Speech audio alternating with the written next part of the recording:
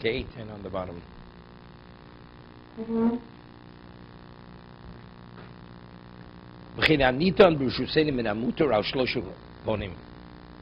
What's within our domain that's permitted to us. The previous paragraph he says, a person truly lives as an observant Jew all his life. He has no desire for non-kosher food. Because he's so disciplined, so conditioned, he sees non-kosher food, he doesn't have to suppress a desire. Because that's the discipline. What about foods that are permitted to you?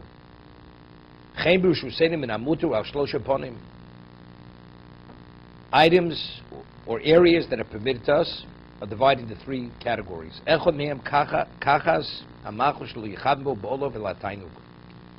Person eats not for the sake of pleasure. We're talking about the minimum amount of nourishment that a person needs to live. That's why you're eating it.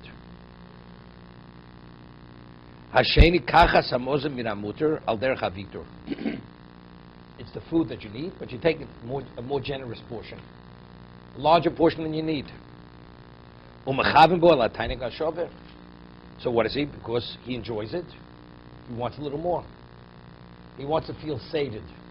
Right? But it's not out of the ordinary. It's tainig hashover. He says, aiming for moderation and pleasure. Nothing unusual. He lives his life as a regular person. He's not indulging. Takes a generous portion.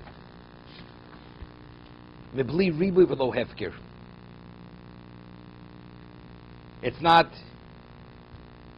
he says, extravagance. This word I don't know. Profligacy. Okay?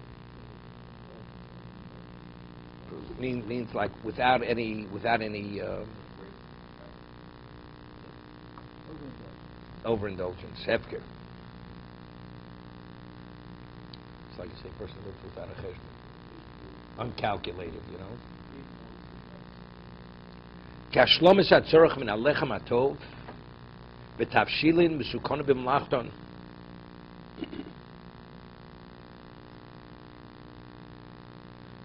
Meaning the person eats the best quality foods, but in moderation.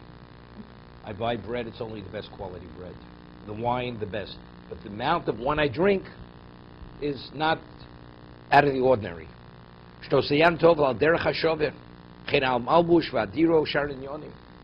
You can live in a much more modest residence, but it's a residence, everything is of good quality, but it's within the normal range. It's not ostentatious. It's not beyond.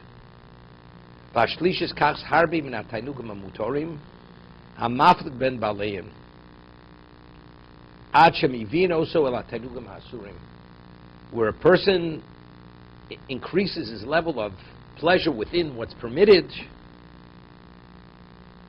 to the point where he creates a craving for desire which will bring him to forbidden pleasures. You know, people get out of control. Once a person allows himself to be out of control, that he has a need to satisfy that desire, what happens if you can't satisfy it with something that's permitted? So now already you have to suppress the desire not to satisfy with something that's not permitted. Initially, you're conditioned, disciplined, you want to consider eating something that's not permitted. But let's say a person, he encourages and he incites and he creates this craving. Once you create the craving, now you're closer to what's not permitted.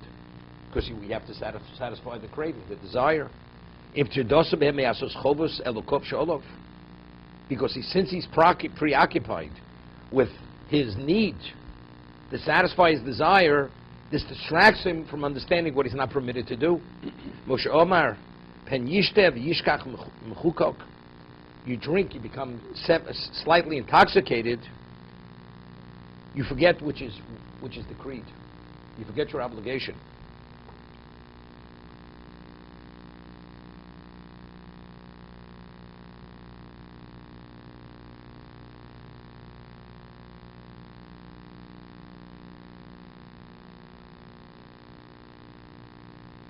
You know, it's like the expression, he got carried away. You know? When a person gets carried away, then already you lose your sense of limitation. Once you lose that sense, then you can do many things. Because you're not in full control.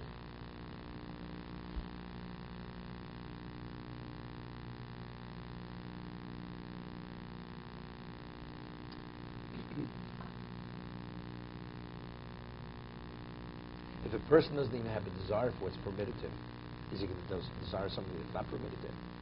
That's kaddish esatzkot mutaloch, right? You should sanctify yourself even what's permitted to you.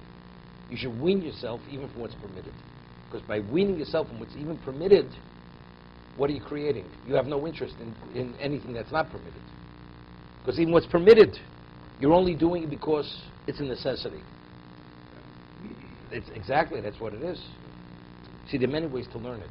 The way I always learned, if you want to have a relevance to spirituality, you have to become less physical.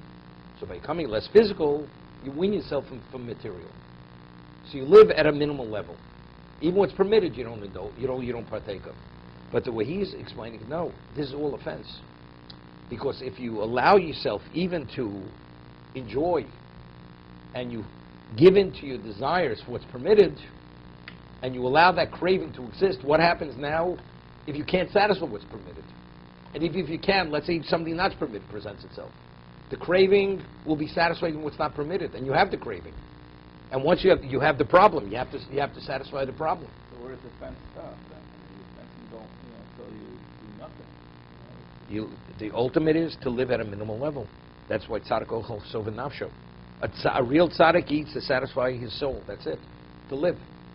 He eats purely to live at the most minimal level. A tzaddik.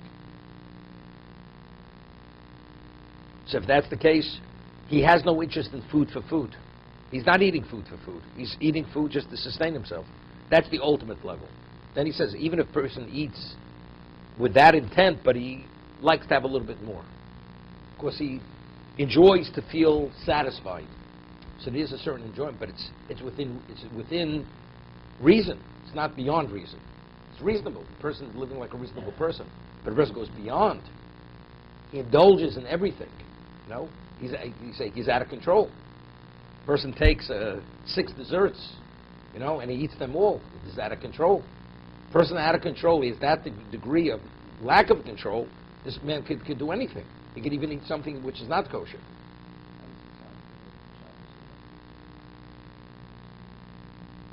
The Gemara says, Gemara Brachos.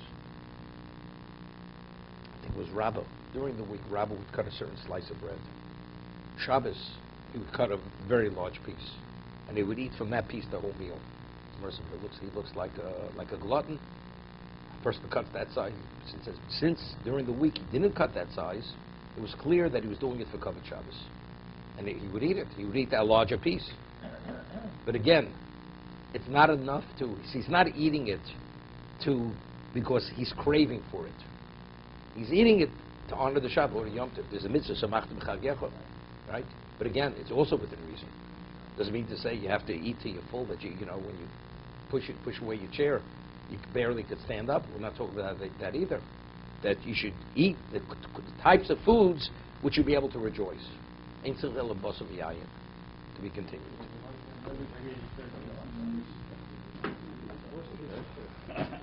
There's an opinion you have to eat a 4th Suda. We don't rule this way. It's called Riptzodik.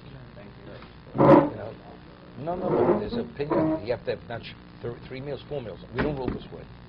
The same thing. It's like L'Shem Shemayim. It's based on how to interpret a pasuk. It's all rabbinical. Shabbos meals are rabbinical. For the month, it corresponds to the month.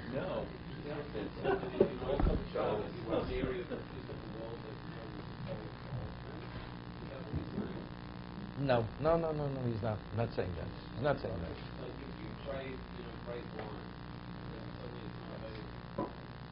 No, if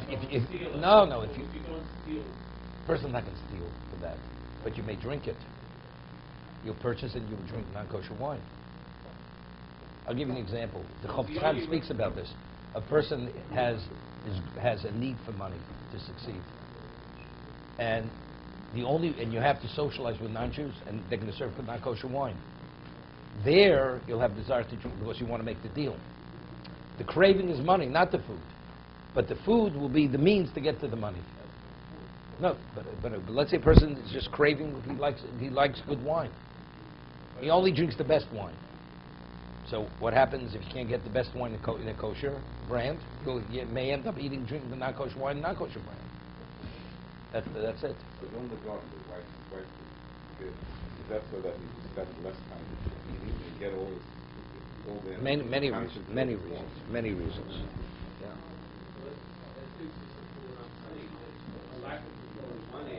Not always, but it's not always. It depends. Yes, sometimes yes, sometimes no.